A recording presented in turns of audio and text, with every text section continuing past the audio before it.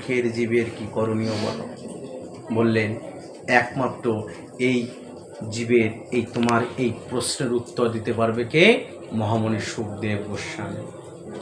হ্যাঁ, মহামণি সুখদেব গোস্বামী তিনি একমাত্র তোমার এই পন্থা তিনি বলে দিতে পারেন। চলে যাও তার কাছে। ব্যাসদেব কেন সুখকে বললেন আমা, তার কি কারণ বলো তো? ব্যাসদেব কেন বললেন সুখদেবের কাছে পাঠালেন?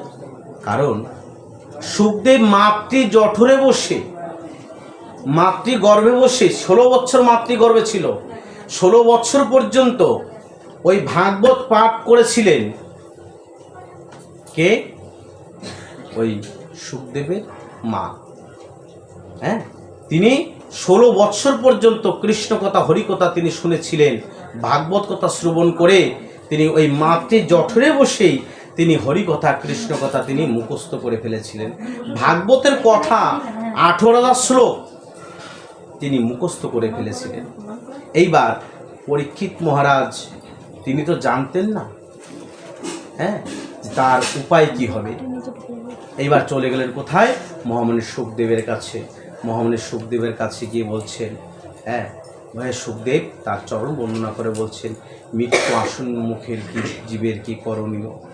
তখন মহামণি সুখদেব বললেন, হে রাজন, একমাত্র এই কলিযুগে মৃত্যু আসন্ন মুখের জীবের করণে একমাত্র ভাগবত কথা শ্রবণ আর হরিনাম গুণগান কীর্তন।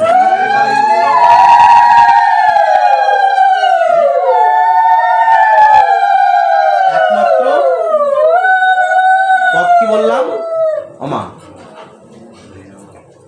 হরিনাম কীর্তন আর ভাগবত শ্রবণ।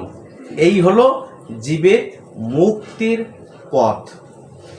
এইবার এই কথা শ্রবণ করা মাত্রই এখন রাজন বললেন, হে মহামণি সুখদেব, আপনি কৃপা করে আমাকে ভাগবত শ্রবণ করান, আমাকে কৃপা করে ভাগবত শ্রবণ করান।